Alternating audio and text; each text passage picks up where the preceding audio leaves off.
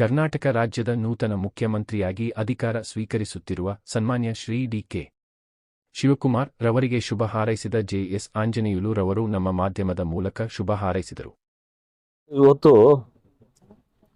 ಇದು ಡಿ.ಕೆ. ಶಿವಕುಮಾರ್ ಸಾಹೇಬರು ಸಿಕ್ಕಿದಂಗಲ್ಲ chief minister post. ಒಬ್ಬ ಸಾಮಾನ್ಯ ಕಾರ್ಯಕರ್ತರಿಗೆ ಕೊಟ್ಟಿದ್ದಾರಂತೆ. ಎಲ್ಲ ಕಾರ್ಯಕರ್ತರು ಮತ್ತು ಲೀಡರ್ಸು ಭಾರಿ ಹೆಮ್ಮೆಯಿಂದ ಉತ್ಸಾಹದಿಂದ ಇದ್ದಾರೆ. ಇವತ್ತು ನೋಡಿ, ನಾಳೆ ಎಷ್ಟು ಜನ ನೋವು ಪಡ್ತಾರೆ. ದೊಡ್ಡದಾಗಿ ಮಾಡ್ಬೇಕಾಯ್ತು ಅಂತ ನಮ್ಮ ಹೈಕಮಾಂಡ್ ಏನು ಹೇಳುತ್ತೋ ಅದೇ ರೀತಿಯಲ್ಲಿ ಇವತ್ತು ಮಾಡ್ತಾ ಇದ್ದಾರೆ.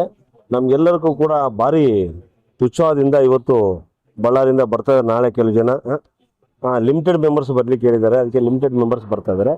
ಭಾರಿ ಖುಷಿ ಆಗಿದೆ ನಮ್ಗೆ. ಸರ್, ಈಗ ಸನ್ಮಾನ್ಯ ಡಿ.ಕೆ. ಶಿವಕುಮಾರ್ ಸಾಹೇಬನ್ನು ನಾವು ಭಾರಿ ಹತ್ತಿರದಿಂದ ನೋಡಿದ್ದೇವೆ. ಭಾರಿ ಕಷ್ಟ ಬಿದ್ದಿದ್ದಾರೆ ಈ ಪಕ್ಷಕ್ಕೆ ರಕ್ತ ಸುರಿದಿದ್ದಾರೆ.